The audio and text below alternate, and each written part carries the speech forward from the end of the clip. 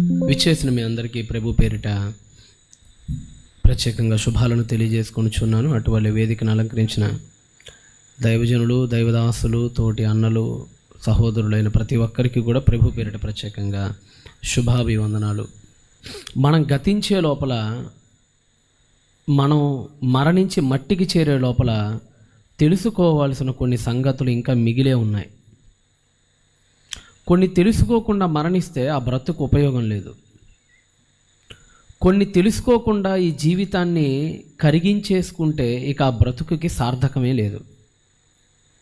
వాటిలో ఒకటి అసలు ఆ నజరేయుడైన యేసు ఎవరు అనే అంశం. ఎందుకంటే లోకంలో ఎందరో మహాత్ములు, స్వతంత్ర సమర యోధులు, మంచివారు, ఋషులు, పుణ్యాత్ములు, పునానుభావులు ఎందరో ఉన్నారు.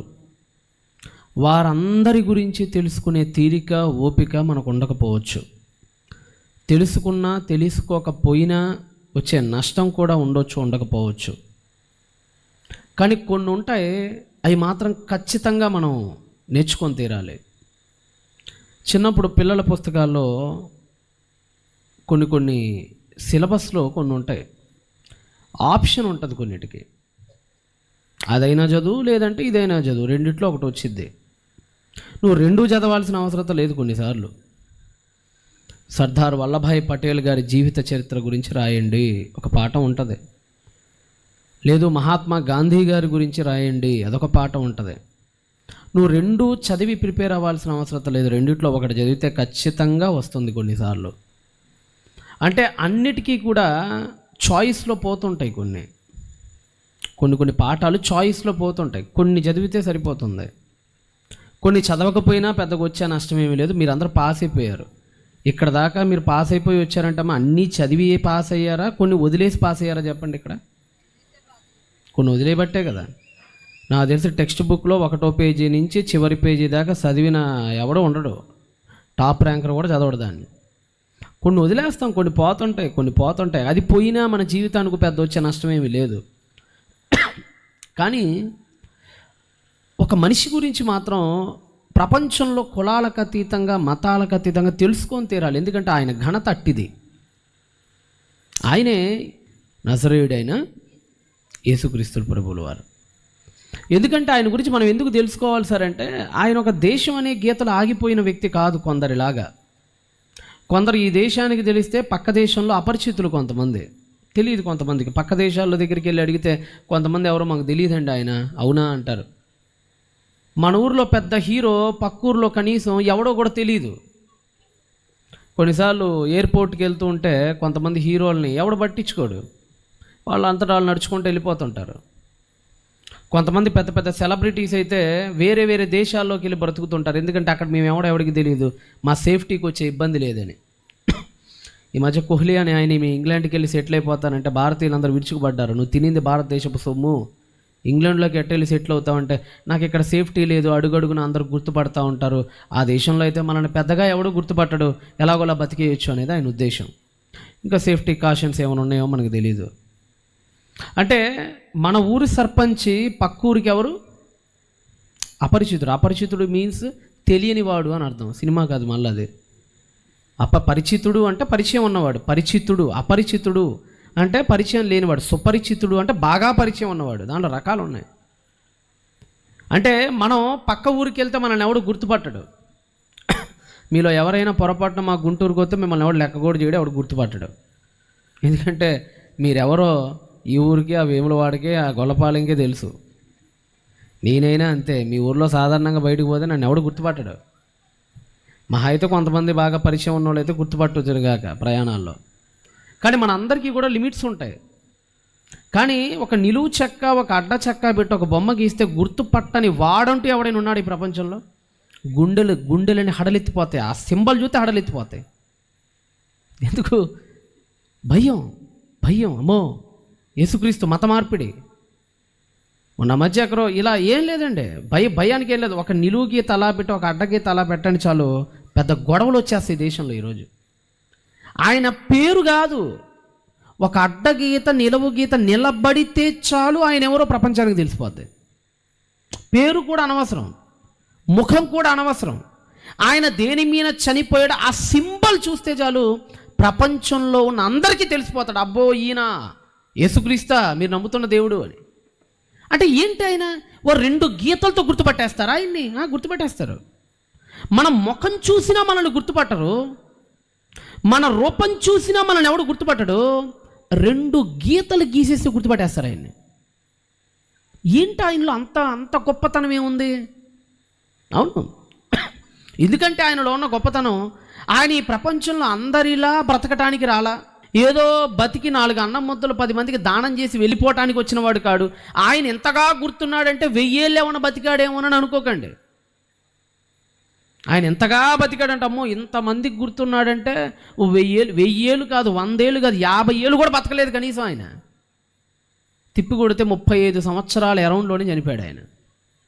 ఇది 35 సంవత్సరాలకి అంత అచీవ్మెంట్ చేశాడా? అంత అచీవ్మెంట్ చేశాడు, అంత గొప్పగా సాధించాడు, అంత గొప్ప రికార్డులు సాధించేశాడు. ఏం చేశాడు మరి? ఆ వ్యక్తి మిద్దెలు మేడలో పుట్టలేదు గౌతమ్ బుద్ధుల్లాగా. ఆ వ్యక్తి పుట్టుకతోనే సత్రంలో పుట్టాడు. స్థలం లేదు, సత్రంలో స్థలం లేనుందని ఎక్కడ పనుకోబెట్టారట? ఏ గృహలో పుట్టాడో తెలియదు, ఏ రోడ్డు పైన పుట్టాడో తెలియదు. యోసేపు లాంటోడే. యోసేపు కూడా అంతే, రోడ్డు మీద అలా రాహేలమ్మకి వెళ్తుంటే పుట్టేశారు. అందుకని రాహేలు రోధించిందనే మాట మనకు కనపడుతుంది. రాహేలు తన పిల్లల కోసం ఏం చేసిందట?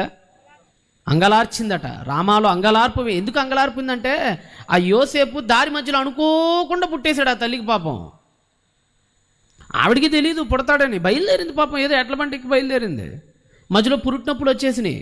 తీరా చూస్తే అబ్బాయి పుట్టేశాడు, అతని పేరు యోసేపు. అతని కోసం ఏడిసింది, చివరి చచ్చిపోయింది. ఏడుపు లేనపడింది అక్కడ. అలాగే పుట్టాడు ఈయన కూడా. ఏదో రోడ్డు మీద మరియమ్మ వెళ్తుంది, సడన్గా కాన్పు వచ్చేసింది, సడన్గా పుట్టేశాడు. అందుకని యోసేపుతో పోల్చుకుంటూ రాస్తారు బైబిల్ గ్రంథంలో ఆయన గురించి. ఆ ప్రవచనాన్ని అందుకని ఇక్కడ లేవడైతారు. అలాంటి జననం, ఒక జననం జరిగింది ఈ భూప్రపంచంలో. అంటే ఆయన వెల్ ప్రిపేర్డ్గా పుట్టినోడు కూడా కాదు, అనుకోకుండా. అనుకున్న యువతకు కూడా పుట్టినోడు కాదు, ఒక అనుకోని యువతి. అంటే ఈవిడికి కూడా ఇలా పుడతారా? అంత సీన్ ఉందా ఈవిడికి? అనుకున్న ఒక బలహీనురాలికి ఇట్లాంటి ఇంట్లో నుంచి వస్తాడా అంత పెద్ద రక్షకుడు? ఆయన అనుకున్న ఒక పురుగుడుసులో నుంచి వచ్చి ఉదయించాడు సూర్యుడు. సూర్యుడు ఉదయించింది మిద్దెపై నుండి కాదు, ఒక చిన్న పురుగుడిసె. వర్షం వస్తే జల కారిపోయేది, ఎండొస్తే ఆ చిగురుటాకుల్లా కాలిపోయే ఆ పూరి గుడిసెలో నుంచి 1000 తేజస్సుల సూర్యకాంతి ప్రకాశించింది 2025 ఏండ్ల క్రిందట.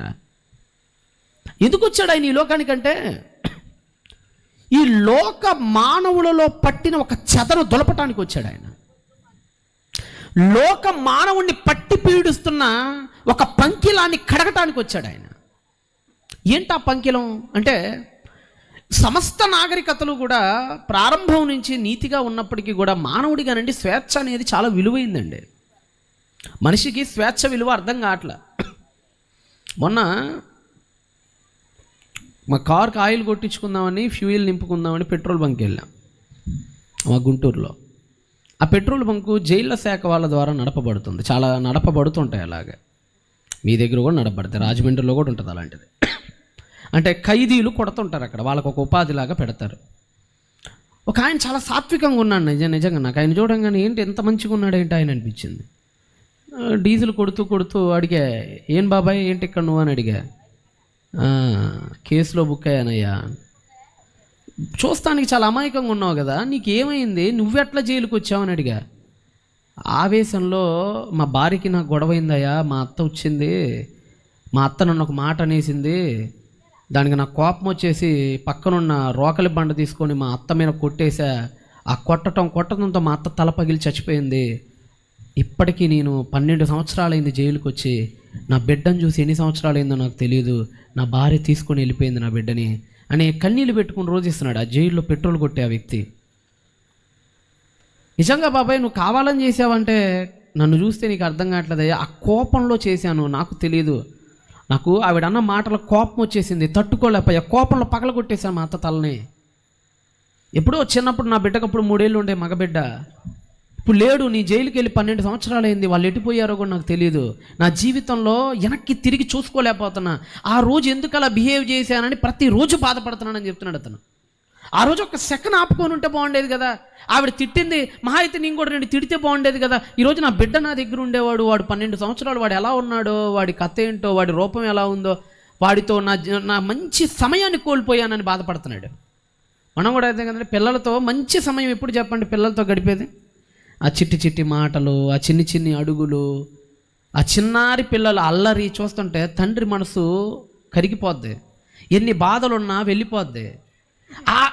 అదంతా మిస్ అయిపోయానయ్యా అని బాధపడుతున్నాడు వెక్కి. అదంతా మిస్ అయిపోయాను, నా కొడుకు మంచి చిన్న చిన్న మాటలు మిస్ అయిపోయాను నా లైఫ్లో, ఆ బుజ్జి మాటలు మిస్ అయిపోయానని కన్నీళ్ళు పెట్టుకుని రోజిస్తున్నాడు. నాకు అనిపించింది, మరి నీకు విడుదల ఎప్పుడు అన్నాడు.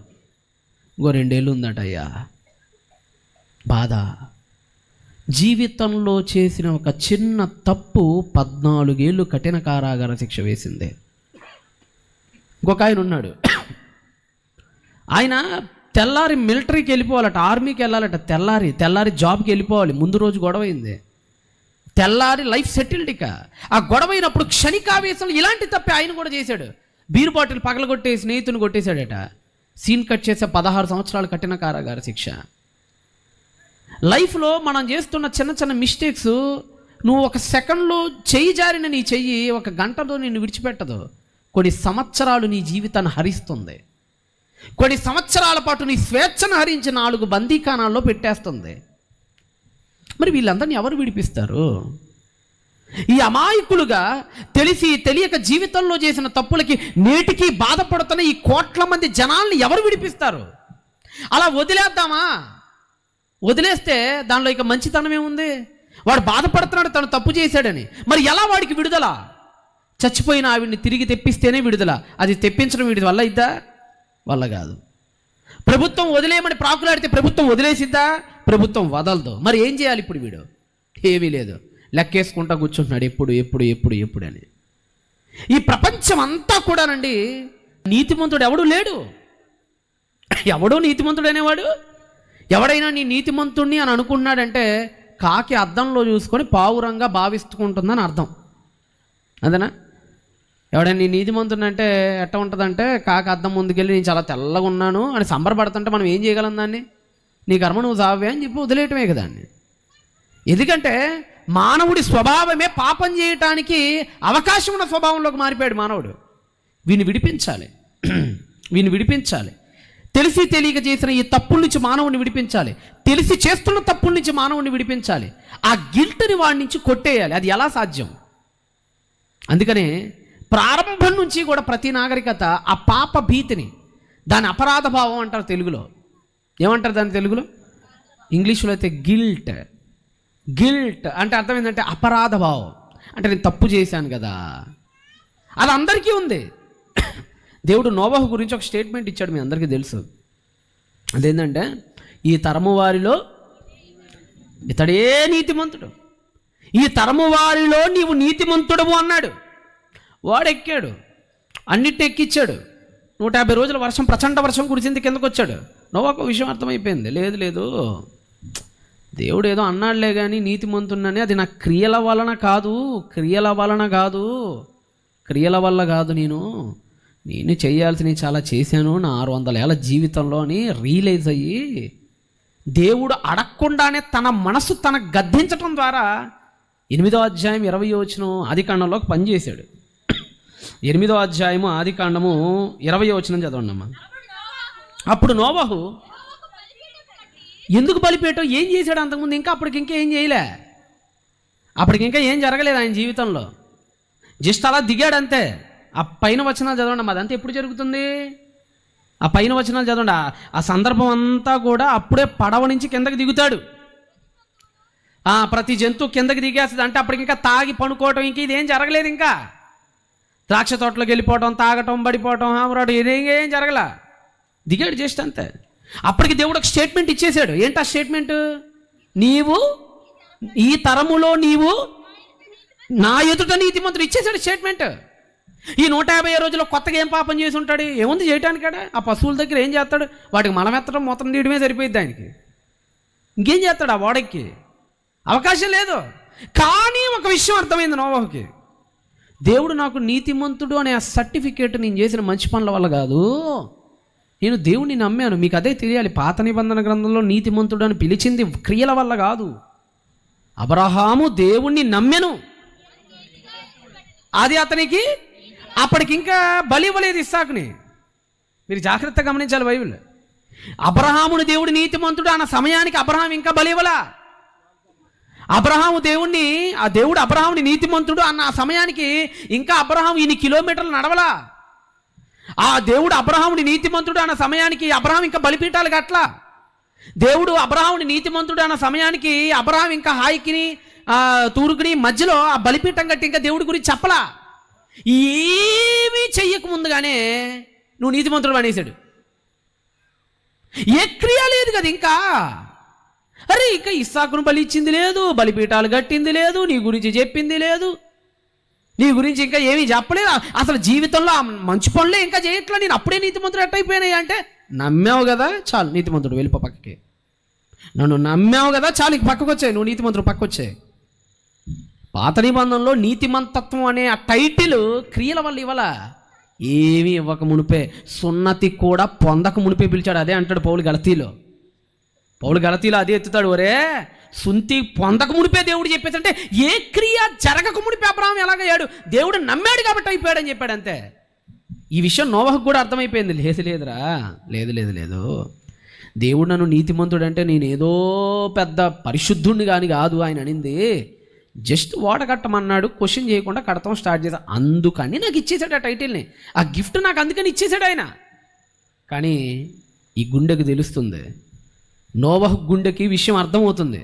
అపరాధాలు నేను కూడా చేశాను, నీతిమంతుడు ఎవడూ లేడు అది తనకి తెలిసిపోయి ఓడ దిగి కిందకి రహంగానే కన్నీళ్ళ పర్యంతుడైనటువంటి నోవహు దేవుడు అడగకుండానే తాను ఏ పాపం అక్కడ చెయ్యకపోయినా సరే 8:20 పని చేస్తున్నాడు. ఏ పనంట? అప్పుడు నోవహు యెహోవాకి బలిపీఠం కట్టి పవిత్ర పశువులన్నిటిలోను పవిత్ర పక్షులన్నిటిలోను కొన్ని తీసుకొని ఆ పీఠం మీద అర్పించేశాడు. ఎందుకంటే అతనికి అర్థమైపోయింది, నేను కూడా క్రియాపాపాలు చాలానే చేశా. అంతేకాదు నోవహు తర్వాత నుంచే కదా ఈ నాగరికతలన్నీ విస్తరించిన. ఇప్పుడు మీరు చెప్తున్న సింధు నాగరికత అయినా, ఇప్పుడు మీరు చెప్పిన మెసపోటేమియా నాగరికత అయినా, ప్రపంచాన్ని పరిపాలించిన 4 నాగరికతలు, ముఖ్యంగా 5 నాగరికతల గురించి చెప్పారు. గ్రీకు నాగరికత, ఐగుప్తు నాగరికత, మెసపోటేమియా నాగరికత, సింధు నాగరికత, కొన్ని నాగరికతల గురించి మాట్లాడుకున్నాం. మీరు ప్రతి నాగరికతలో తవ్వకాలు జరిగినప్పుడు చూడండి, ప్రతి నాగరికతలో కూడా పాపాల కోసం బలి ఇవ్వటం అనే ఆ రిచువల్ ప్రాక్టీస్ అంటారు దీన్ని. రిచువల్ ప్రాక్టీస్ మీన్స్ ఆచార కర్మకాండ. ప్రతి చోట ఆధారాలు జరిగినాయి మనకి, ప్రతి చోట. సింధు నాగరికత తవ్వకాలు జరిగినాయి 1920లో జరిగినాయి కదా. 1920-21 ఆర్డి బెనర్జీ శాస్త్రవేత్తల బృందం అంతా కలిసి రైలు పట్టాలు వేయడానికి వెళ్ళింది పాకిస్తాన్కి. గూడ్స్ రైలు వేద్దామని రైలు పట్టాలకని వెళ్తుంటే, రైలు పట్టాల కోసం కింద తవ్వుతుంటే ఆ తవ్వులాటలో ఇసుక దిబ్బల్లో మధ్యలో ఇటుక దిబ్బలు కనపడుతున్నాయి. ఇటుకలతో చేసిన నగరాలు కనపడినాయి. మట్టి తీస్తుంటే నగరాలు కనపడినాయి మొహంజదారోలో. ఆ నగరాల్లో ఎన్నో తవ్వకాలు తీసి బయటికి లాగినప్పుడు కనపడిన దృశ్యాలను చూసి షాక్ అయిపోయారు. అదేంటంటే తాము చేసిన పాపాల కోసం వాళ్ళు కూడా బలులు అర్పించడం ప్రారంభించారు. ఒకసారి మీకు ఒక ఇమేజ్ చూపిస్తాను, అక్కడ దొరికినటువంటి ఒక ట్యాబ్లెట్ మీకు చూపిస్తాను. అది ఒకసారి చూడండి నాన్న. అదిగో చూసారా కింద సింధు నాగరికతలో దొరికినటువంటి ఒక ట్యాబ్లెట్. దీన్ని టెరాకోటా అని కూడా పిలుస్తారు, మట్టితో చేయబడేటువంటివి అనమాట. వాటిలో ఒక ఎత్తుని కత్తి తీసుకొని చంపుతున్నాడు. దానిపైన కరెక్ట్గా కింద ఏమో అసలైంది, పైదేమో 3D ఇమేజ్. ఆ 3D ఇమేజ్ని చూస్తే గొర్రె తలకాయ మీద కాళ్ళు పెట్టి కత్తి తీసుకొని చంపేస్తున్నాడు దాన్ని, ఆ పశువుని చంపేస్తున్నాడు. ఎందుకంటే వాళ్ళకి అర్థమైంది మేము కూడా చాలా తప్పులు చేసాము. ఆ గిల్ట్ లోపల ఉంది, అపరాధ భావం ఉంది మనిషికి లోపల. అంతేకాదు మెసపోటేమియాలో దొరికినటువంటి కొన్ని ఆధారాలు కూడా మనకి ఏం చెప్తున్నాయో ఒకసారి అది కూడా చూపించాను నాన్న. ఈ చంపులాట ఎంతవరకు వెళ్ళిందో ఒకసారి మీరు చూడండి. ప్రతి చోట, ప్రతి నాగరికతలో కూడా మానవుడు తాను పాపం చేశానన్న సంగతి గ్రహిస్తున్నాడు. అదిగోండి అక్కడ దొరికినటువంటి ఒక ఆధారం. ఆ ప్రాచీన వ్యక్తి ఒక గొర్రెపిల్లని తీసుకొని వచ్చి కత్తి మోపి ఆ గొర్రెపిల్ల మీద నీళ్లు జల్లి ఆ గొర్రెపిల్ల తలకాయను కోసేస్తున్నాడు మెసపోటేమియాలో. ఇంకొకటి కూడా ఇమేజ్ ఉంటుంది, చూపించాను నేను. అదిగో ఇది చూసారా, గొర్రె పిల్లని తీసుకొని వచ్చి చెట్టు దగ్గర ఇవన్నీ కూడా ప్రాచీన నాగరికతలో దొరికినటువంటి పెయింటింగ్స్, ప్రాచీన నాగరికతలో దొరికినటువంటి ఆధారాలు. ఈ ఆధారాలన్నీ వినిన తర్వాత చాలండి, లైట్స్ ఆన్ చేయండి. అందరికీ ఒక విషయం అర్థమైపోయింది. ఆ రోజు జనాలకు కూడా ఒక విషయం అర్థమైపోయింది. దానికి బైబిల్ అవసరం లేదు. నువ్వు పాపం చేసావన్న సంగతి చెప్పడానికి నీకు బైబిలే అవసరం లేదు. రోమీయులకు రాసిన పత్రిక 2వ అధ్యాయము 15వ వచనంలో అపోస్తలుడైన పౌలు ఇలా అంటున్నాడు. రోమీయులకు అపోస్తలుడైన పౌలు తాను రాసినటువంటి పత్రిక 2వ అధ్యాయం 15, అట్టి వారి మనస్సాక్షి కూడా సాక్ష్యం. నువ్వు తప్పు చేసావని ఆడెవడో కాదు నీకు సాక్ష్యం. అద్దం ముందుకెళ్ళి నీ హృదయాన్ని అడుగు, చెప్పేసిద్ది నువ్వు మంచోడివో చెడ్డోడివో. అంతేనా? నన్ను ఓటరించవచ్చు, మీరు నన్ను ఓటరించవచ్చు. బైబిల్ నచ్చక, యేసుప్రభు బోధలు నచ్చక ఓటరించవచ్చు. నువ్వే మేము పాపులం కాదురా, మీరేమో రా పాపులు, మేము కాదురా, ఓటరించవచ్చు. ఒకసారి ఈగోని పక్కన పెట్టి, యేసుప్రభు చెప్పాడా, బైబిల్ చెప్పాడా, నా మీద ద్వేషమా, ఇంకొకరి మీద కోపమా పక్కన పెట్టేసి అద్దం ముందుకెళ్ళి నిలబడు. నువ్వు నిజంగా మంచోడివేనా, ఏ తప్పు నీ జీవితంలో చేయలేదా అని మిమ్మల్ని మీరు అడగండి. మనసు చెప్పే సంగతులు హృదయంలో నుంచి కన్నీళ్లు తెప్పిస్తాయి. జీవితంలో అందరం కూడా గిల్ట్కి ఫీల్ అవుతుంటాం. ఏమంటే మీరు ఎప్పుడైనా మీరు గతంలో చేసిన వాటికి ఆ అపరాధ భావంలో ఇప్పటికీ ఎవరైనా ఉన్నారా? అంటే అది చేయకపోతే బాగుండి, చేసినందుకు కానీ తలదించుకునే ఆ పరిస్థితి. ఈ బయట వాళ్ళకి తెలియకపోవచ్చు ఆ విషయం. మళ్ళా చెప్తున్నా నేను, ఆ పక్కన వాళ్ళకి, ఎదుటి వాళ్ళకి, స్నేహితులకి తెలియకపోవచ్చు. మీ హృదయంలో మీకు మాత్రమే తెలిసిన మీరు చేసిన కొన్ని పాపాలను బట్టి మీరు ఎప్పుడైనా మీ హృదయంలో మీరు తలదించుకున్నారా? దించుకొని ఉంటారు. ఈ మధ్యకాలంలోనే జర్మనీలో ఒక సర్వే చేశారు. అదేంటంటే పర్సనల్గా అందరినీ 1003 ముగ్గురు మీద అంటే 1003 మీద పరిశోధన చేశారు. వాళ్ళని అడిగారు, ఏమిటి మీరేమైనా చేసిన తప్పుల్ని బట్టి అపరాధంగా అంటే గిల్ట్గా ఫీల్ అవుతున్నారా, లైఫ్లో ఎందుకు చేశానా అని తలెత్తుకోలేని పరిస్థితి మీకు ఎప్పుడైనా మీ అద్దం ముందు మీరు నుంచున్నప్పుడు మీకు ఎప్పుడైనా కనపడిందా అన్నప్పుడు సుమారుగా 69% మంది, 100లో ఎంతమంది? 69% మంది మా లైఫ్లో ఒంటరిగా ఉన్నప్పుడు ఎన్నోసార్లు మేము అనుకున్నామండి అది చేయకపోతే బాగుండేదని, ఇప్పటికీ చేసినందుకు సిగ్గుపడుతున్నాం. 69% మంది నిజాన్ని ఒప్పుకున్నారు. మిగతా 11% మంది ఏం చేశారంటే, 69 కదా, ఇంకో 11% మంది ఏమన్నారంటే, అప్పుడప్పుడు కాదండి, ప్రతిరోజు మమ్మల్ని పట్టి పీడిస్తుంది లోపల. ఎందుకు చేసావు, ఎందుకు అలా చేసావు, ఆ రోజు ఎందుకు ఆ పాపాన్ని కొడిగట్టావు, చెయ్యకుండా ఉండాల్సింది ఎందుకు తప్పిపోయావు, ఎందుకు ఆ చెడ్డదానికి పాల్పడ్డావని ప్రతిరోజు మనసులో సూది గుచ్చుతూనే ఉందండి. మాకు నిద్ర కూడా ఎక్కువగా పోము, నవ్వుతున్నంతసేపు బాగానే ఉంటుంది, అది గుర్తుకు రాగానే నవ్వు ఆవిరైపోద్ది, సంతోషం సమాధి అయిపోద్ది అని చెప్తున్నారు. 18% మంది మాత్రం ఓటరిచ్చారా, లేదు మేము ఎప్పుడు బాధపడట్లేదని.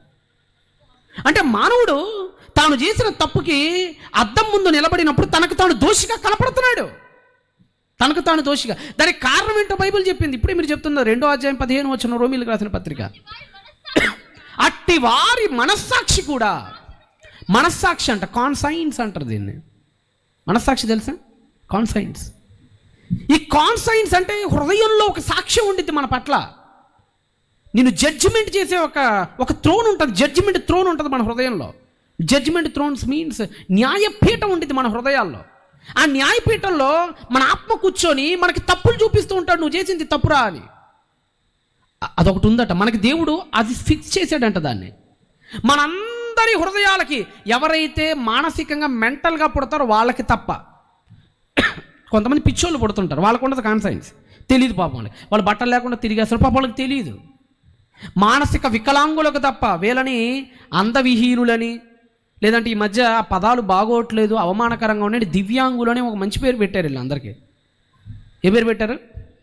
అంగవిహీనులు అంటే అది పద్ధతి కాదండి. దివ్యాంగులు అంటే దివ్యావయవాలు లేని వాళ్ళని అర్థమని దివ్యాంగులు అని పేరు పెట్టారు. ఈ దివ్యాంగులకు తప్ప, మానసికంగా పుట్టుకతోనే స్పృహ లేని వాళ్ళు తప్ప.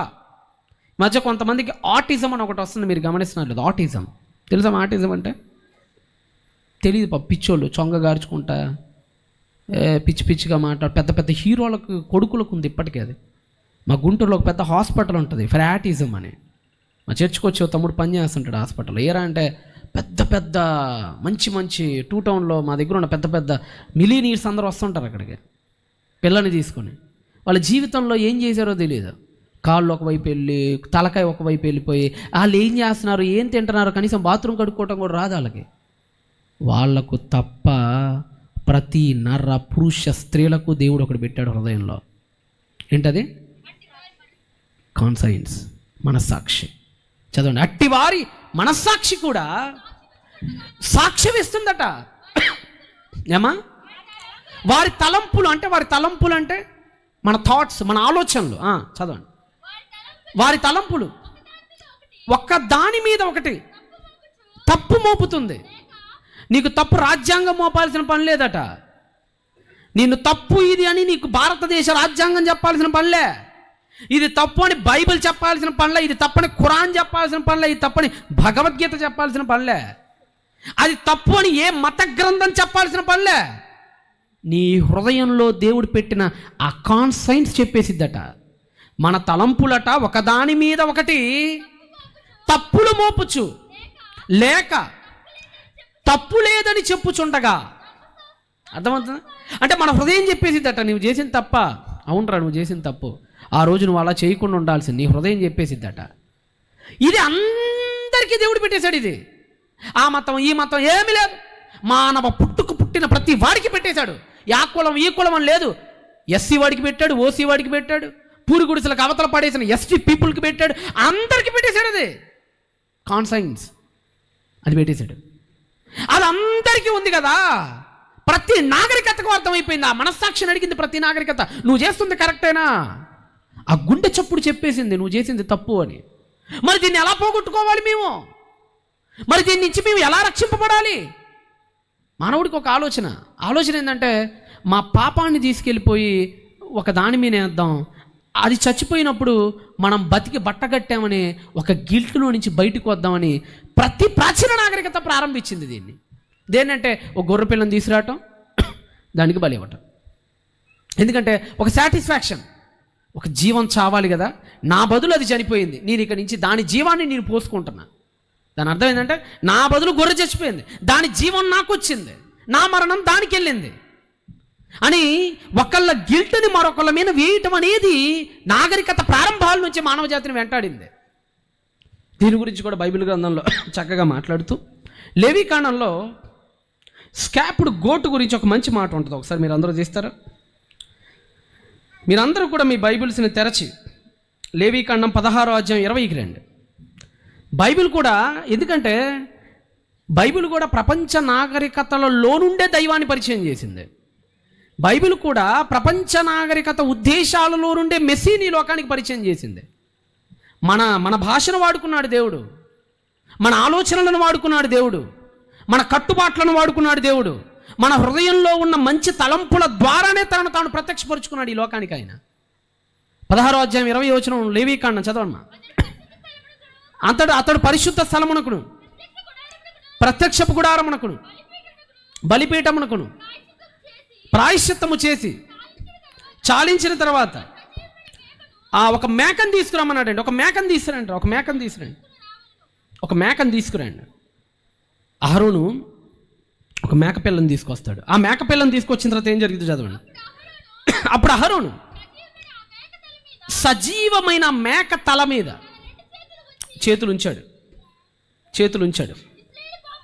చేతులుంచి ఇశ్రాయేలు పాపములన్నీయు, అనగా వారి దోషములన్నీయు, వారి అతిక్రమములన్నీయు ఆ మేక మీద మోపేశారు. ఇశ్రాయేలు చేసిన అపరాధాలు కానీ, ఇశ్రాయేలు చేసిన పాపాలు కానీ, ఇశ్రాయేలు చేసిన దోషాలు కానీ అన్నిటిని తీసుకెళ్ళి ఆ మేక మీద మోపి, చదవండి, ఆ మేక మీద మోపి దాన్ని అరణ్యంలోకి వదిలేశారు. ఆ మేక వారి దోషం. ఆ మేకకి ఏం చేస్తారంటే తోక నొక్కు వదిలేస్తారు దాన్ని. అలా వదిలేయంగానే పరిగెత్తిద్ది ఆ మంటతో. ఎక్కడికి వెళ్ళిద్దో తెలియదు, ఎవడు పట్టుకోకూడదు దాన్ని. ఎక్కడికి వెళ్ళి ఎడారిలో వదిలేస్తారు దాన్ని, ఆ మేకని.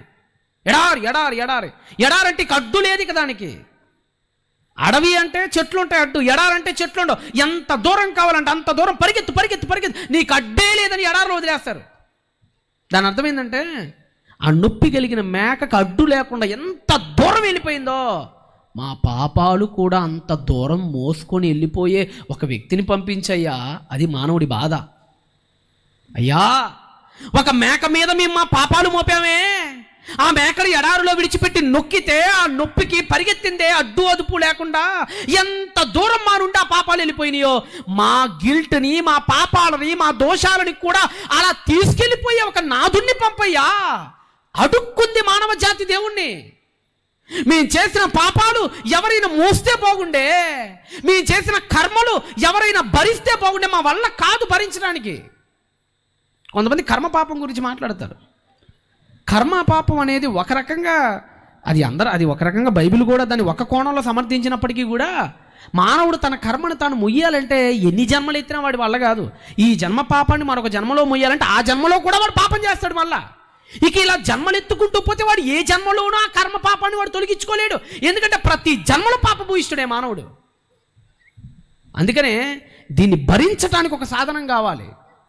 మనల్ని తీర్చేవాడు, మన భుజాల పేరు ఎక్కి కూర్చున్న పంకిలాన్ని కడిగేవాడు, మన మనసుల్లో పేరుకుపోయిన ఆ పాపాన్ని తుడిచేవాడు ఒక మేక కావాలి మనందరికీ.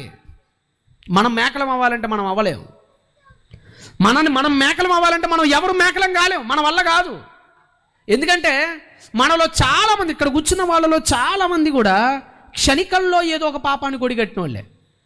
కావాలని మనం అనుకోవచ్చు కొన్నిసార్లు, మేమేం మటర్లు చేయలేదండి, మేమేం ఎవరిని రేపులు చేయలేదండి, ఎవడాస్తి తీసుకోలేదండి, ఎవడ రూపాయి తీసుకోలేదండి. నీకు తెలిసిన 4-5 చెప్పి నువ్వు చేయలేదు కాబట్టి నువ్వు పాపివి కాదనుకోవటం నీ మూర్ఖత్వం. నువ్వు తప్పించుకోవటానికి ఆ 4 నువ్వు వెతుక్కున్న సాకులు, అంతే. అవి నువ్వు వెతుక్కున్న సాకులయ్యా. మర్డర్ చేయలేదు, రేప్ చేయలేదు, అది చేయలేదు, ఇది చేయలేదు అంటే దొంగతనం చేసినోడు ఏమంటాడంటే నేను మర్డర్ చేయలేదు, నేను రేప్ చేయలేదు అని వాడు కూడా దొంగతనాన్ని కప్పిపుట్టి మిగతా రెండింటిని చూపించి నా నీతిమంతుడని చెప్పుకుంటాడు. అంతే కదా. వ్యభిచారం చేసేవాడు ఏం చేస్తాడు? ఆడు కూడా ఇదే అంటాడు, నేను మర్డర్ చేయలేదు, రేప్ చేయలేదు. అంటే చెయ్యని దానినేమో ముందు పెట్టుకొని చేసిన దాన్నేమో దాచిపెట్టుకుంటే నీతిమంతుడు అయిపోతావా నువ్వు? ఏదో అదే నోడితో నువ్వు అబద్ధం ఆడలేదని చెప్పి చూద్దాం. నువ్వుగా కనవు. ఎందుకంటే అది నువ్వు ఆడావు కాబట్టి. నువ్వు ఆడినవన్నీ దాచిపెట్టేసుకుంటున్నావు వెనకమాల. ఆడినవన్నీ తీసుకొచ్చి వీటిని చూపించి నేను చేయలేదు కాబట్టి నీది ముందు. అది అట్లా కుదిరిద్ది? అది కుదరదు. ఈ మధ్య చూసారా, మీ బండ్ల మీద ఎంత చలానా ఉందో కొట్టేస్తే వచ్చేస్తుంది వెబ్సైట్లో. మధ్యకాలంలో మనకి తెలియదు మనం ఎక్కడెక్కడ మిస్టేక్స్ చేస్తున్నాం. మన మీద హైదరాబాద్ వెళ్ళాను నేను. హైదరాబాద్లో కోటి సెంటర్కి వెళ్తుంటే బుక్స్ తీసుకోవడానికి మా సిస్టర్ గారు వాళ్ళ హస్బెండ్ బైక్ తీసుకొని వెళ్ళాను నేను.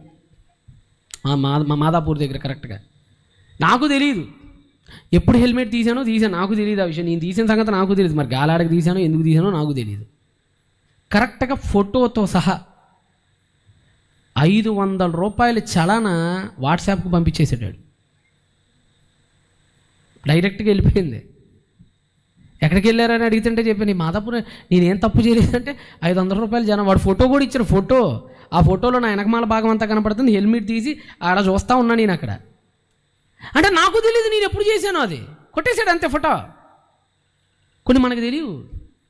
చూస్తే మీ బండ్ల మీద ఒకసారి మీరు వెబ్సైట్లోకి వెళ్ళి మీ వెహికల్ నెంబర్ కొడితే మీరు ఎక్కడెక్కడ రెడ్ లైన్ క్రాస్ చేశారో, ఎక్కడెక్కడ జీబ్రా క్రాసింగ్ దగ్గర ఆకుండా వెళ్ళిపోయారో, ఎక్కడెక్కడ రెడ్ సిగ్నల్ని బ్రేక్ చేశారో, ఎక్కడెక్కడ అంబులెన్స్కి చోటు ఇవ్వలేదు, అన్ని నీ చిట్టా మొత్తం వచ్చేసిద్ది. నువ్వు మర్చిపోవచ్చు నువ్వు చేసిన పాపాలు. మర్చిపోయి నీ చేయలేదు అనుకుంటున్నావేమో భ్రమలో పడి. లేదు వెబ్సైట్లో చిట్టా ఉంటుంది, కొట్టే వచ్చేస్తుంది, మొత్తం వచ్చేస్తుంది. ఎవడు తప్పించుకోలేడు. కొన్నిసార్లు మనం మర్చిపోతాం. కరెంటు బిల్లు కట్టకపోయినా కట్టామని భ్రమలో ఉంటారా మీరు? ఎప్పుడు భ్రమలో ఉన్నారా? కట్టేసేమో అనుకుంటారు. కొట్టేసి వచ్చేస్తుంది, అది మర్చిపోదు. అలానే దైవ గ్రంథం ఒకటి ఉంది పైన, ఎన్నటికి మరుపురాని గ్రంథం. ఆ గ్రంథంలో ప్రతి వాడు అనుక్షణం చేసే ప్రతి పాపం రికార్డ్ అయి ఉంది అక్కడ. ఈరోజు నేను నీతిమంతుడని చెప్పుకునేవాడు చిట్టా రేపు విప్పబడుతుంది ఒక రోజున. వాడు చేసే పాపాల చిట్ట అంతా ఇంత ఉండదు ఆ రోజున.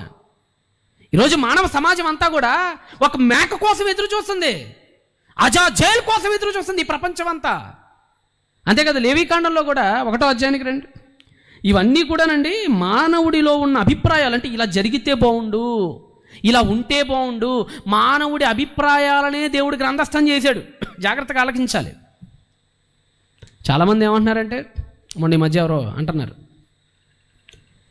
అన్న భార్యను చేసుకోవచ్చని బైబిల్లో ఉందా అంటే మీ బైబిల్ దేవుడు ఎందుకు అలా చెప్పి? బైబిల్ దేవుడు ఎప్పుడు అలా చెప్పలా.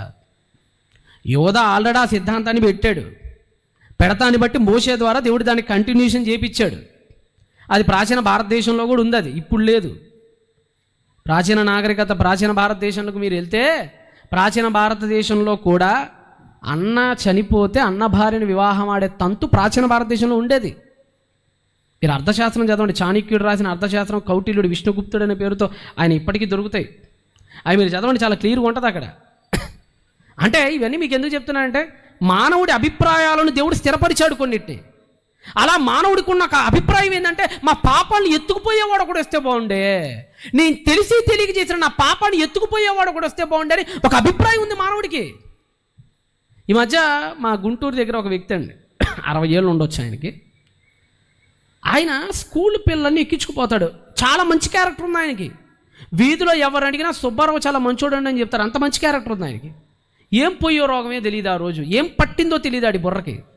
ఆ రోజు రిక్షాలో చిన్నపిల్లని ఎత్తుకుపోతుంటే స్కూల్ దగ్గరికి విడిచిపెట్టడానికి చిన్నపిల్లని తీసుకెళ్తుంటే ఒక పిల్ల మాత్రం ఇంటికి కాస్త లేటుగా ఆగిపోయింది. వీడికి ఏం బుద్ధి పుట్టిందో ఏం పురుగు పుట్టిందో తెలియదు, కానీ బుర్రలో ఆ చంటి పాప మీద వీడికి కనబడింది. వీడికి అప్పటిదాకా రికార్డు చాలా బాగుంది. వీధిలో అడుగుతుంటే సుబ్బారావు చేశాడా ఇలాగా అని ఆశ్చర్యపోతున్నారు.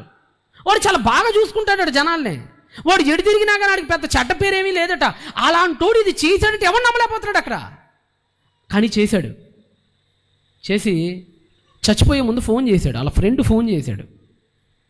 ఫోన్ చేసినప్పుడు ఆ గిల్ట్, అదే చెప్తున్నాను కదా, గిల్ట్ ఉంటుంది, అపరాధ భావం. వాడిని ఎలా చంపేసిందో అపరాధ భావం ఒకసారి మీరు ఆ వీడియోలో చూడండి నాన్న. 10 మందికి అదొకసారి పెట్టి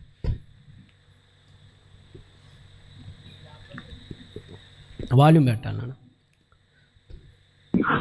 చెప్పు ఎవరితో పని? నేను ఇందాక ఆడింటప్పుడు ఆడ ఉన్నావా? నాకు కనపడ్డావా? నా కర్మ పండింది, పాపం నా కర్మ పండింది అంటున్నాడు. ఆడను చెప్పు ఎవరితో పని? నేను ఒక్కనే వస్తా, బండి వేసుకుని. ఆడను చెప్పు, నేను వస్తా బాబాయ్, నీకేం కాదు. ఏం వద్దయా, నా కొడుకు పరుగు పోయింది. నా కొడుకు ఎంత మొత్తం తెలియదు నేను చేసిన పనికి. అన్న కోసం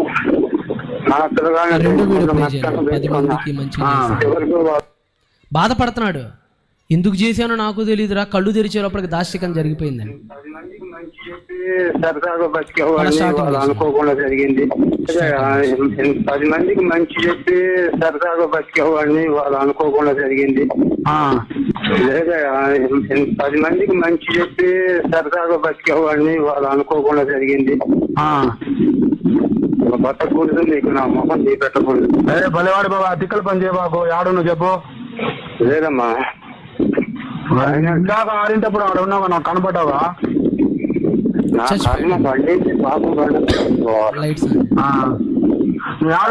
రైట్ సార్, పీకేస్తుంది అది హృదయంలో. తప్పు చేసి అర్థమైపోయింది. అప్పటికి అడుగుతున్నారు పోలీసులు, రాయ్యా రా, జైల్లో పెడతామో, జరిమానా వేయటమో, ఆ అమ్మాయికి 3 లక్షలు 5 లక్షలు ఇప్పేయటమో, నేను 2 కొరడా దెబ్బలు కొడతామో, లేదంటే చెప్పులు తీసుకొని కొడతారు, లేదంటే ఏదో ముందు రారా బాబు అంటే, ఇదన్నీ జరుగుతుందని కాదండి, నన్ను చంపేస్తారు, ఆ విషయం నాకు తెలుసు. వాళ్ళు ఏదో చంపుతారని కాదు, కానీ నా హృదయంలో నాకు తప్పనిపించేసింది. అది 10 మందికి మంచి చెప్పి సరదాగా బతికేవాడిని, ఎందుకు ఇలాగ జరిగిందో నా జీవితంలో నాకే తెలియలా, నాకే అర్థం కాలా అని చెప్పి ఎండిపోయిన చెట్టుకు ఊరేసుకొని చచ్చిపోయాడండి. ఎండిపోయిన చెట్టుకు ఊరేసుకొని చచ్చిపోయాడు. హెబ్రీయులకు అపోస్తలుడైన పౌలు రాసిన పత్రిక 9వ అధ్యాయం 9. హెబ్రీయులకు రాసిన పత్రిక 9వ అధ్యాయం 9. మనస్సాక్షి విషయంలో అపరాధకునికి, మనస్సాక్షి విషయంలో అపరాధికి సంపూర్ణ సిద్ధి కలుగజెయ్యలేకపోయిన అర్పణలు జరిగాయట గతంలో. మీకు అదే చెప్పాను కదా. ఇలాగ మనిషి గిల్ట్గా ఫీల్ అయిపోయి పావురాలను చంపటం, గిల్ట్గా ఫీల్ అయిపోయి గొర్రెని చంపేయటం, గిల్ట్గా ఫీల్ అయిపోయి మేకని చంపేయటం, గిల్ట్గా ఫీల్ అయిపోయి పశువులను చంపేయటం చేశాడు. కానీ వాడిలో ఆ పాపం ఇంకా అలానే ఉంది.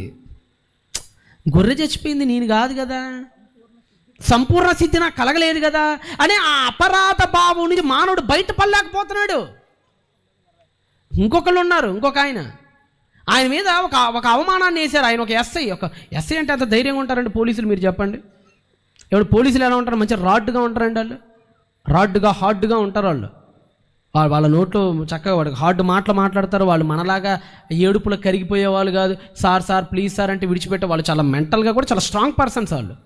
అలాంటి పోలీసులు కూడా అపరాధ భావంతో చచ్చిపోయిన వాళ్ళు ఉన్నారండి. మధ్య ఒక ఎస్ఐ ఉన్నాడు, ఆయన మీద ఎవరో పెద్ద ఆయన ఒక అపరాధాన్ని వేసాడట. ఆ గిల్ట్ ఫీల్ అవుతున్నాడు ఆయన, అయ్యో నా మీద ఇది పడిపోయింది, ఆ గిల్ట్ పరువుగా ఫీల్ అయిపోయి ఉరేసుకొని చచ్చిపోయాడు ఆయన. ఈరోజు మీరు సమాజాన్ని గమనిస్తే పోలీసులని లేదు, మిలిటరీ వాళ్ళని లేదు, సామాన్యుడని లేదు, వడ్రంగోడని లేదు, అందరి జీవితాల్లో తాము పాపం చేశామని, ఆ పాపానికి తాము దాసులం అయ్యామన్న సంగతి ఎరిగిన వారే. ఇప్పుడు వీటి నుంచి మానవుని రక్షించేది ఎవరు? అలా విడిచిపెట్టేద్దామా? అలా విడిచిపెడితే ఇప్పుడు మీరు చూసిన ఆ వ్యక్తి బహుశా 10 మంది జీవితాలను కాపాడిన వ్యక్తి అనుకోండి. ఆ ఒక్క ఇన్సిడెంట్ వల్ల తన జీవితంలో నరకంలో 1000 సంవత్సరాలు శిక్ష విధించడం ఎలా ఉంటుందో చెప్పండి మీరు. ఎలాగ మరి? మనం పూర్తిగా చెడ్డోళ్ళం కాదు నరకానికి పంపించడానికి, అందుకని పూర్తిగా మంచోళ్ళం కాదు పరలోకానికి పంపించడానికి. ఈ చెడు మంచి కొట్టుమిట్టాడుతున్న జీవులు మానవులు. ఇక అర్థమవుతుందా? నువ్వు పూర్తిగా చెడ్డోడు అయితే నిన్ను నరకానికి పంపిస్తాడయ్యా దేవుడు.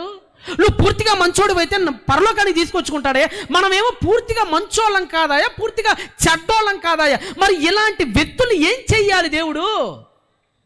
అందుకనే ఆ సగం చెడును తీసేయాలి. అప్పుడప్పుడు మనం చూడండి, మనం కోసుకునే కూరగాయలో ఒక వంకాయకు చిన్న పుచ్చు పడితే మొత్తం తీసేస్తామా, సగం తీసేస్తామా? దాని విలువ ఎంత? వంకాయ ఎంత ఉంటుందమ్మా కేజీ?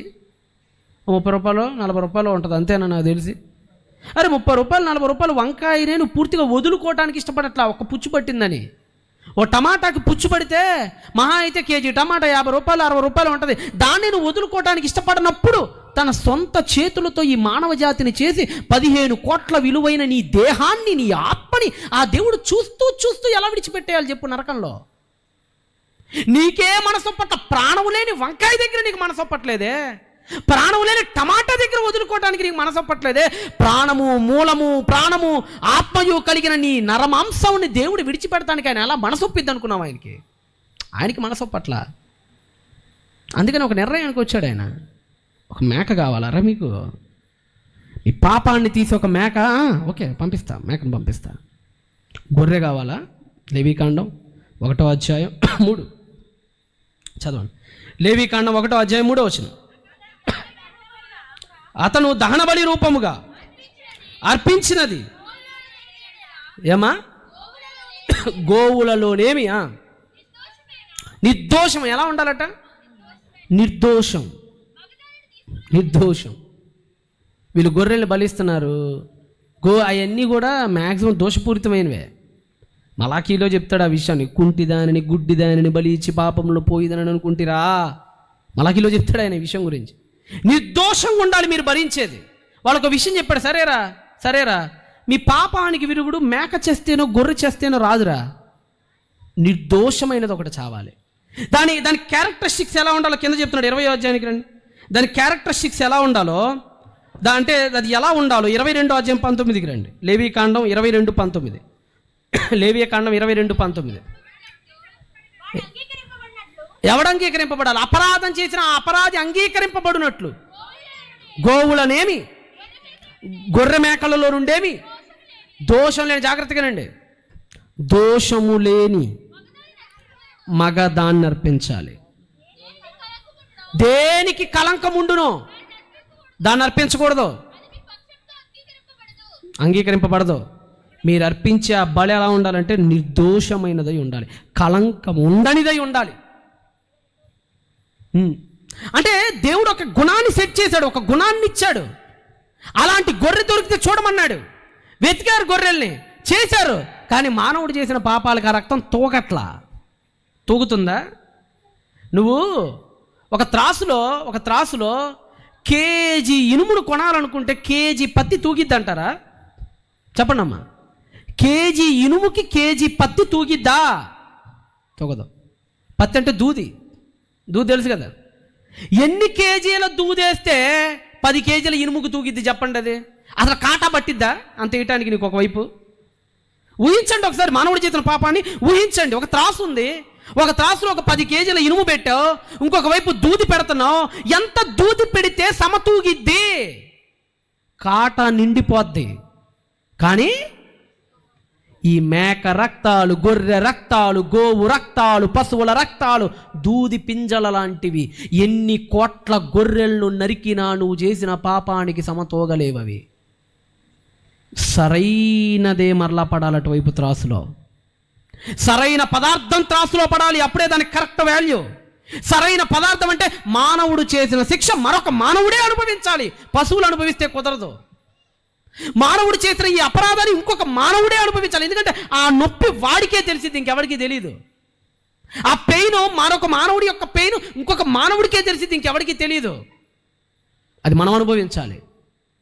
మరి ఎలా అదే చెప్తున్నాడు బైబిల్, దానికే ఇస్తుంది. ఈ ప్రపంచ నాగరికతలకు దేవుడు చెప్తున్న సమాధానం ఒకటి ఉంది. అందుకని ఆ రోజుల్లో ఏం చేసేవాళ్ళంటే, బలి అర్పించడానికంటే ముందు గేటు దగ్గరికి తీసుకొచ్చేవాళ్ళు గొర్రెపిల్లని. గేటు దగ్గరికి, ఇందాక మీరు చదివిన అదే లేవీకాండం 1:3 రండి. ద్వారము దగ్గరికి ఎలా తీసుకొస్తారు రండి, జాగ్రత్తగా గమనించండి. ఏమ్మా, లేవీకాండం 1:3 చదవమ్మా. అతను దహన బలి రూపముగా అర్పించున్నది ఏమా, గోవులు లేని ఎడల నిర్దోషమైన మగదానిని తీసుకొని రావాలి. దాని యెహోవా సన్నిధిని అంగీకరింపబడినట్లు ప్రత్యక్షపు గుడారం యొక్క ద్వారమునకు దాన్ని తీసుకురావాలి. గేట్ దగ్గరకు తీసుకురావాలి. గేట్, ఆ ప్రత్యక్షపు గుడారం ద్వారం అంటే ఇప్పుడు ఇది ప్రత్యక్షపు గుడారం అనుకోండి ఉదాహరణకి. ఆ గేటు దగ్గరికి తీసుకురావాలి, దాన్ని లాక్కొని తీసుకురావాలి దాన్ని గేటు దగ్గరికి. దేన్ని? గొర్రెని. ఎందుకు గేటు దగ్గరికి తీసుకురావాలి? ఇదిగో మీలాంటి ప్రజలందరూ గేటుకి ఇవతలు ఉంటారు. ఆ గేటు దగ్గర దాన్ని నుంచోబెట్టాలి, ద్వారం దగ్గర నుంచోబెట్టాలి. ఆ గొర్రెని ద్వారం దగ్గర నుంచోబెట్టి సకల మానవ జాతి ఆ ఇశ్రాయేలు పాపాన్ని ఆ గొర్రె మీద మోపాలి ప్రధాన యాజకుడు. మోపేటప్పుడు వస్త్రాలు తీసేయాలి. మోపేటప్పుడు దాన్ని బలిపీఠం దగ్గరికి లాక్కుపోవాలి. కత్తి తీసుకొని దాన్ని చంపుతుంటే అది విపరీతమైన శోధనలకు గురైపోయి, విపరీతమైన స్ట్రెస్కు గురైపోయి, అతలా కుతలమైపోయి వికారంగా చావాలది. అలాంటి చావు దాన్ని. అది ఎందుకు చూపిస్తున్నాడంటే, మీరు చేసిన పాపం అట్టిది. ఎట్టిది? అట్టిది. చాలా పాపభూయిష్టమైన వాడివి నువ్వు. ఇలా చావాలి. మరి నువ్వు సిద్ధంగా లేవు. ఒక మేక, మళ్ళా చెప్తున్నాను, ఒక గొర్రె. అందుకని గొర్రె వచ్చేటప్పుడు గొర్రెను పరీక్షిస్తారు ఎవరు? నువ్వు ఏది పడితే అది తీసుకొస్తే తీసుకోడు ప్రధాన యాజకుడు. నువ్వు 2-3 గొర్రెల్ని తీసుకురావాలి. చూస్తాడు, మొత్తం ఎత్తుతాడు, దానికి తోక ఎత్తుతాడు, ముందు చూస్తాడు, వెనక చూస్తాడు, బొచ్చంతా పైకి ఇలా అలా చూస్తాడు. చూడంగానే ఇది గొర్రె పిల్ల దేవుడి బలికి సరైందా కాదని యాజకుడు చెప్పాలి. యాజకుడు అంటే ఏ గోత్రికుడు? లేవి గోత్రికుడు. లేవి గోత్రికుడైన యాజకుడు ఆ గొర్రె బలికి పలికొచ్చిద్దో లేదో చెప్పి, ఇదిగో బలి గొర్రె పిల్ల అని గేట్ దగ్గర ప్రజలందరికీ చెప్పాలి. అప్పుడు ప్రజలందరూ తలకాయ దించుకోవాలి చేసిన దరిద్రాలకి. అప్పుడు ఆ గేటు దగ్గర ఆ బలిగొర్రె పిల్లని తీసుకెళ్ళి ఆ బలిపీఠం దగ్గర బలి ఇవ్వాలి. ఇదే జరిగింది బైబిల్ గ్రంథంలో. యోహాను సువార్త 4:21. యేసు ఎక్కడికి వచ్చాడో చూడండి. ఏమా, 4:4:21. సరే, 4:21 కంటే ముందు ఇంకో మాట చెప్తాను మీకు. యేసుప్రభు వారు ఏ నదిలో బాప్తీసం పొందాడు? ఏ నదమ్మా?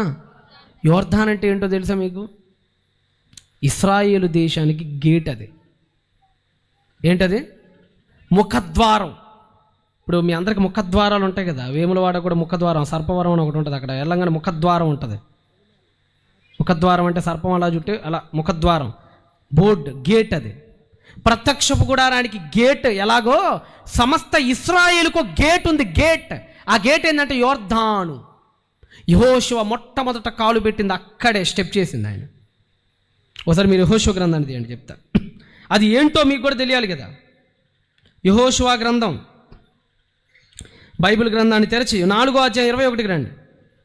యోర్దాన్ అంటే ఏంటో మీకు అర్థం కావాలి. యెహోషువ 4 అక్కడ జరుగుతున్న సన్నివేశం మీకు లోపలికి వెళ్తే తప్ప అర్థం కాదు. యేసు జీవితంలో ఏం జరుగుతుందో పైన అక్షరాలు చదివితే మీకు అర్థం కాదు. దాని లోతుకు దూకండి ఒక్కసారి. ఆ గతంలో ఏం జరుగుతుందో మీకు అర్థమైద్ది. చదవండి యెహోషువ గ్రంథం 4:21. ఇశ్రాయేలుతో ఇట్లా నేను రాబోవు కాలమున మీ సంతతి వారు మీ ఈ రాళ్ళు ఎందుకని తమ తండ్రులను అడుగుదురు. అప్పుడు మీరు ఇశ్రాయేలు వారిని ఆరిన నేల మీద అది కరెక్ట్గా గేట్ దగ్గర తీసుకొచ్చి పెట్టాడు రాళ్ళని. గేట్ దగ్గర తీసుకొచ్చి ఏం పెట్టాడు? రాళ్ళు. అడుగుతారట నెక్స్ట్ జనాలు, ఏమని అడుగుతారట తర్వాత రాళ్ళు, ఈ రాళ్ళు ఎందుకు నాన్న ఈ గేట్ దగ్గర పెట్టారని అడగాలట జనాలు. ఈ రాళ్ళు ఎందుకు నాన్న ఈ యోర్దాన్ దగ్గర పెట్టారంటే, ఒరే ఎర్ర సముద్రం దగ్గర నుంచి యోర్దాను నది గేటు దాకా, అంటే కనానుకి స్వాగతం బోర్డు దాకా క్షేమంగా మనల్ని తీసుకొని వచ్చాడు రా, దానికి ఇది గుర్తురా అని చెప్పాలట. అంటే యోర్దాను నది అనేది ఎలాంటిదంటే, ఆ నదికి ఇటు ఇశ్రాయేలు ఉంటుంది, ఆ నదికి అటు యోర్దాను దేశం ఉంటుంది. అది గేట్ లాంటిది అనమాట. ఇండియా గేట్ అని ఒకటి ఉంటుంది, మీకు ఎక్కడ ఉంటుంది తెలుసా? ఢిల్లీలో ఉంటుంది. ఏముంటుంది? India gate. అలాంటిది ఒకటి బాంబేలో కూడా ఒకటి ఉంటుంది మీకు అక్కడ. అది అలాగా గేట్ అనమాట. అలా ఇశ్రాయేలు గేట్ యోర్దాను. ఇప్పుడు యేసు ప్రభువుని ఎక్కడికి తీసుకొచ్చారు? యోర్దాన్ దగ్గరికి. ఆ గేటు దగ్గరికి తీసుకొని వచ్చి లేవీయుడైన యాజకుడగు యోహాను ఆ గొర్రె పిల్లను పరిశీలించి 29వ వచనంలో ఈ మాట అంటున్నాడు. యోహాను సువార్త 1:25, సకల నాగరికతలకు సమాధానం చెప్తున్నాడు దేవుడు. 1వ అధ్యాయం 29 యోహాను. మరనాడు యోహాను గొర్రెపిల్ల వచ్చింది, గేటు దగ్గరికి వచ్చింది. గొర్రెపిల్ల చూశాడు, గొర్రెపిల్లని చూశాడంటే ఎగ్జామైన్ చేశాడు. ఆ గొర్రెపిల్లని చూశాడు. చూడాలి మరి యాజకుడు గొర్రెని చూసి ఇదిగో ప్రపంచ నాగరికతలు ఎదురు చూస్తున్న మేక వచ్చింది. ప్రపంచ నాగరికతలో సింధు నాగరికత, మెసొపొటేమియా, ఐగుప్తు నాగరికతలలో టాబ్లెట్లు టెర్రాకోటాల రూపంలో మీరందరూ కోరుకున్నారే, మా పాపాలను తీసుకెళ్ళిపోయే ఒక గొర్రె వస్తే బాగుండు, మమ్మల్ని విడుదల చేసే ఒక శక్తి వస్తే బాగుండని, ఇదిగో లోక పాపములను మోసుకొని పోవు గొర్రె పిల్ల, ఇతను గొర్రె పిల్ల. అదేదో డైలాగ్ బాగుందని చెప్పలా యోహాను, అదొక యాజకుడిగా చెప్తున్నాడు ఆయన డైలాగు, లేవీయుడిగా చెప్తున్నాడు ఆయన డైలాగు. యేసు ప్రభువులో గొర్రె కనపడుతుంది ఆయనకి. గొర్రె వచ్చింది. గొర్రె యోర్దాను గేటు దగ్గరకు వచ్చింది. గొర్రె చూపిస్తున్నాడు గొర్రెని సమాజానికి. ఆ బలిపీఠం ఏందో తెలుసా మీకు? కోసే ఆ బలిపీఠం గొల్గొతా కొండ. ఆ గొల్గొతా కొండను ఎందుకు ఎంచుకున్నాడు తెలుసా? కపాలం అంట. దాని అర్థం ఏంటట? కల్వరి అంటారు దాన్నే, గొల్గట అంటారు అరమాయిక్లో. కపాలం అంటే పుర్రె. కపాలం అంటే అర్థం ఏంటి? ఎందుకు ఆ పుర్రె అంటే చూస్తానికి పుర్రెలాగా ఉంటుంది అది.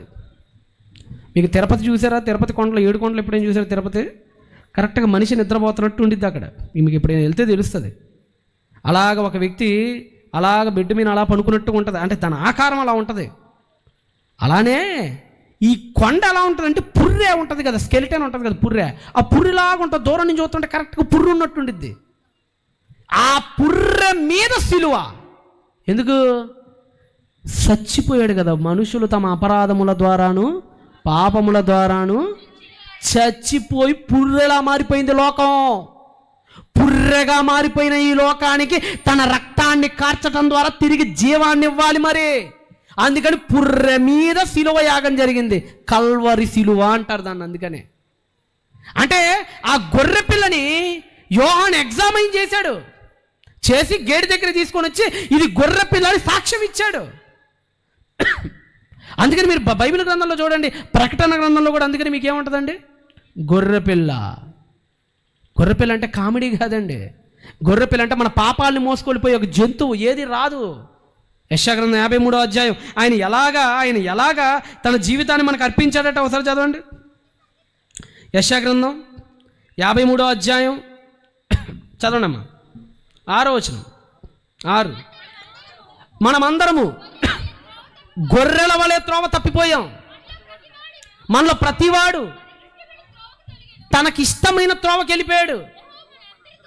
యెహోవా మనందరి దోషాన్ని అదుగో అతని మీద మోపేశాడు మనందరి దోషాన్ని.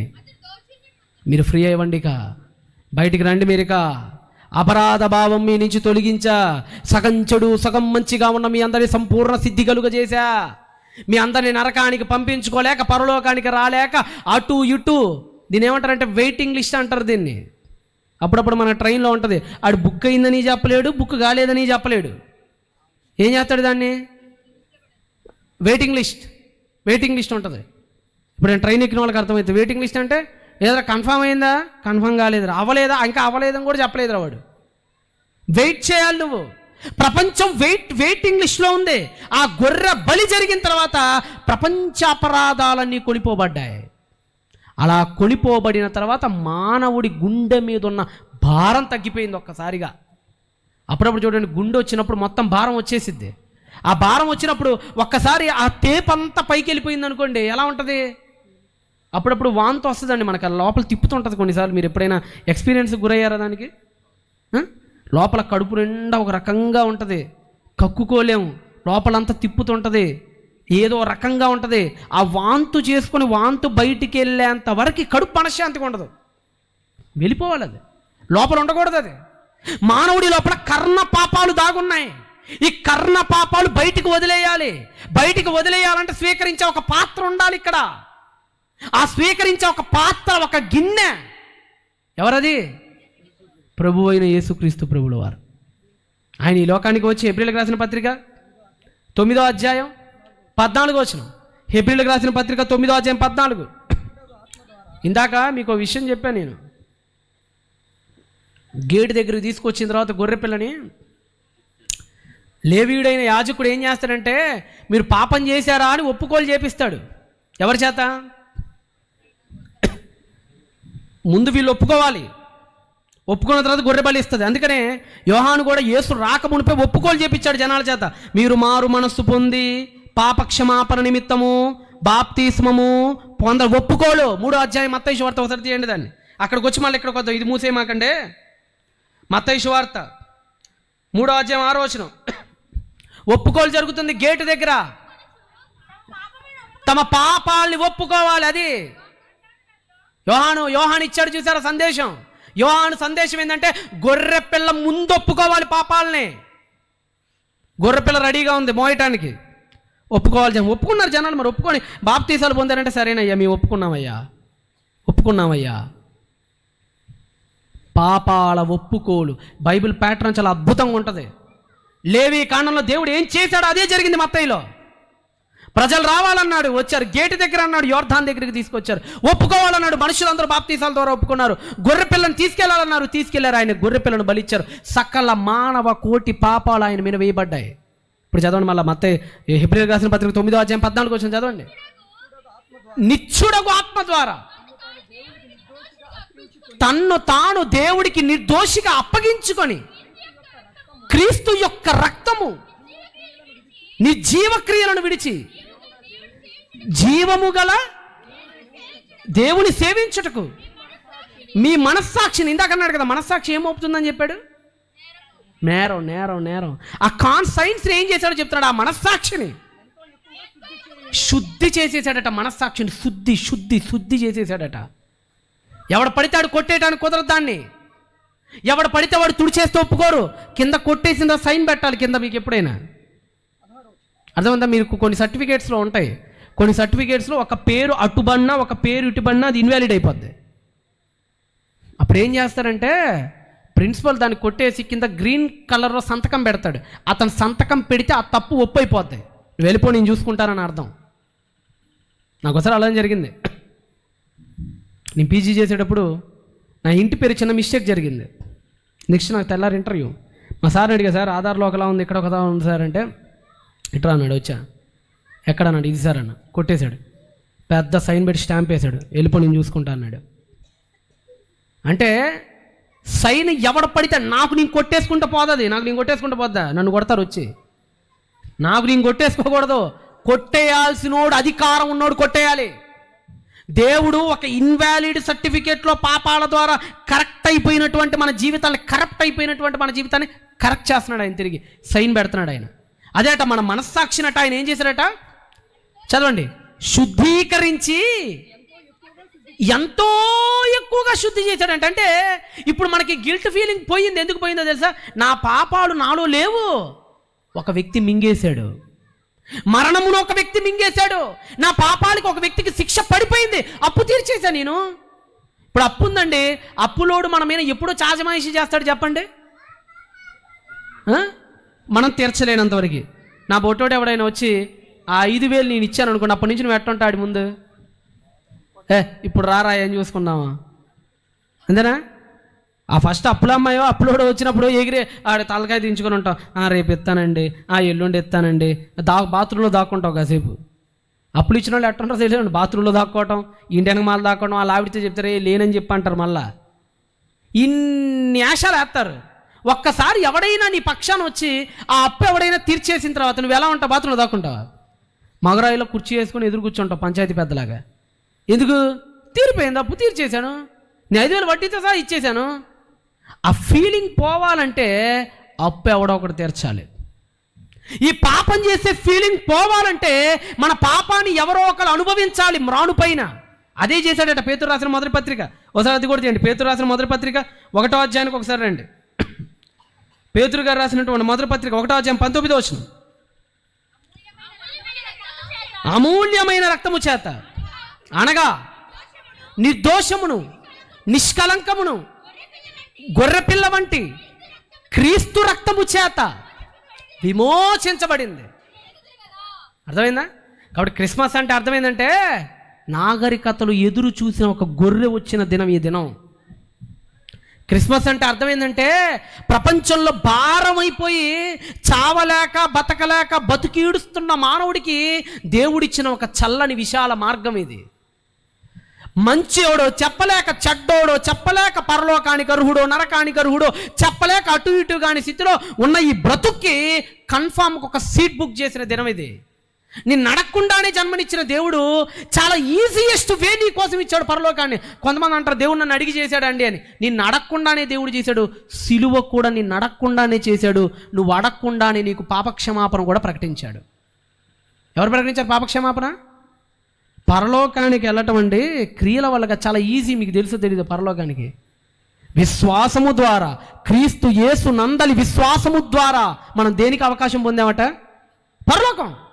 దొంగ ఒక్కసారిగా పాపాలను విడిచిపెట్టేశాడు, జాక్పాట్ కొట్టేశాడు, ఎక్కడికి వెళ్ళిపోయాడు? పరలోకం.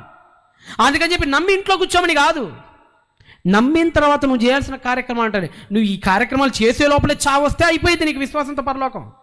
ఒకవేళ నమ్మిన తర్వాత నువ్వు చేయాల్సిన కొన్ని చర్యలు ఉన్నాయి, అవన్నీ నువ్వు చేసుకుంటా ముందుకెళ్ళాలి. ఈరోజు ఇన్ని కార్యక్రమాలండి. రాజుబాబు గారు నిన్న సభ, మొన్న సభ, ఈరోజు సభ, మళ్ళీ కొత్త మంజీరులో నెక్స్ట్ పెట్టారు, మళ్ళీ గొల్లపాలెంలో ఉంటాయి, మళ్ళీ ఫిబ్రవరిలో.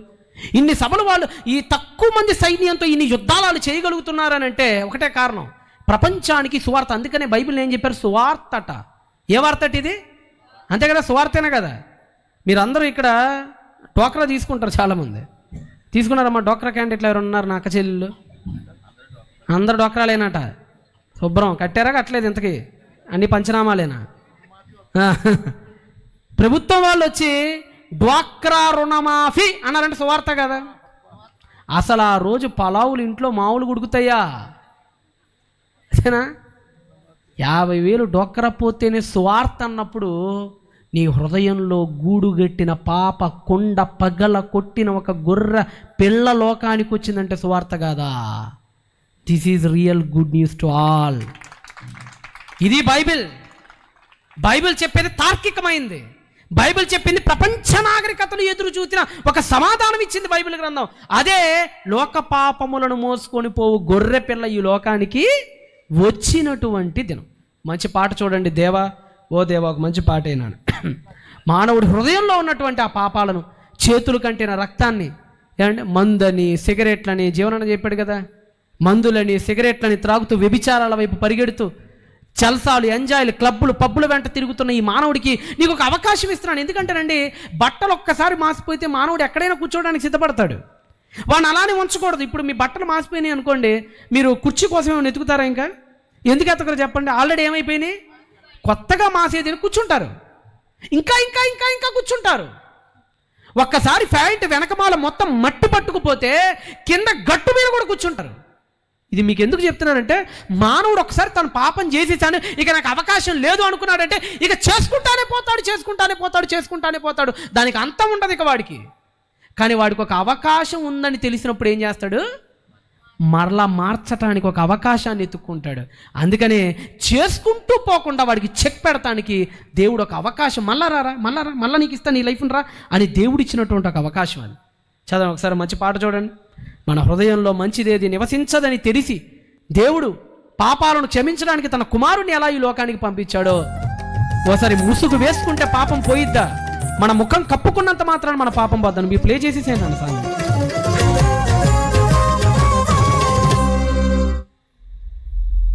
మోహపు చూపే ఒక పాపంగా, ఆలోచనలే ఒక పాపంగా చెప్పాడు మన దేవుడు.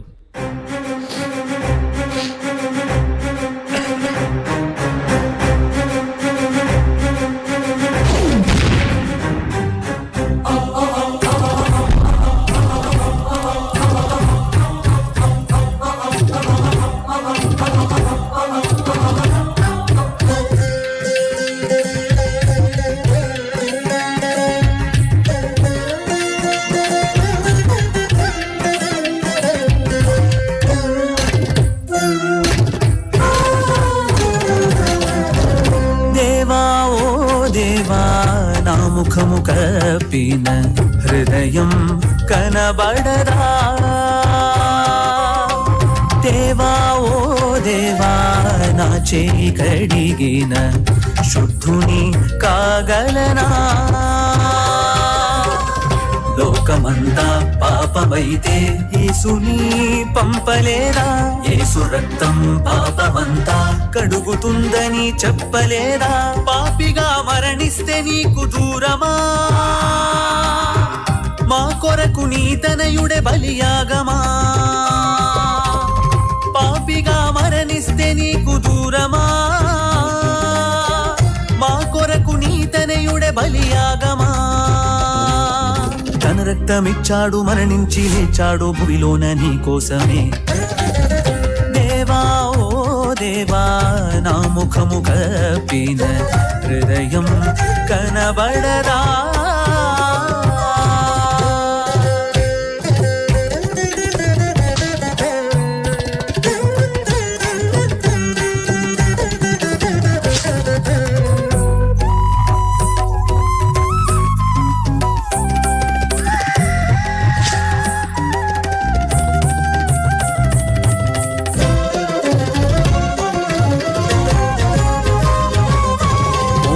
చూపే పాపము హృదయములో జరిగెను ఘోరము.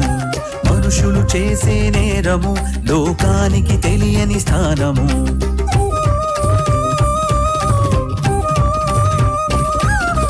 మోహపు చూపే పాపము హృదయములో జరిగెను ఘోరము. మనుషులు చేసే నేరము లోకానికి తెలియని స్థానము.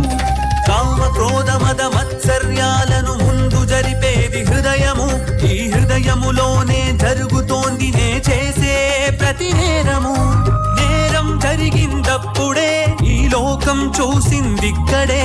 చట్టం చూసిందిప్పుడే ఆ నేరం మా పాలక్కడే. కడగాలి నా హృదయం, కావాలి క్రీస్తు రక్తం. దేవా ఓ దేవా, నా ముఖము కప్పిన హృదయం కనబడదా?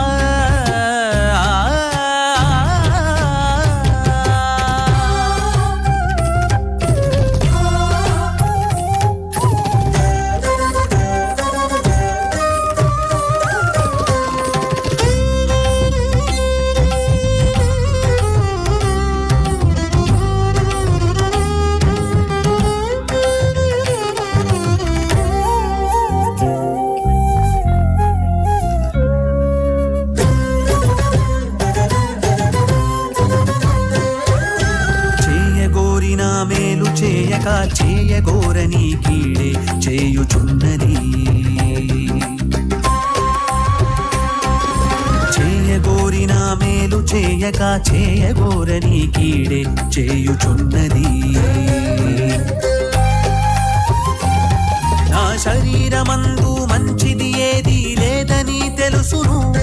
ఇట్టి చావుకులోనకు శరీరము నుండి ఎవరు రక్షించును? అయ్యో ఎంత దౌర్భాగ్యుడను! ఇట్టి శరీర దురాశ కలిగిన నన్ను ఎవరు రక్షించును? ఘోర పాపినైనా యేసే క్షమించును. యేసే క్షమించును. దేవా ముఖము కప్పిన హృదయం కనబడదా.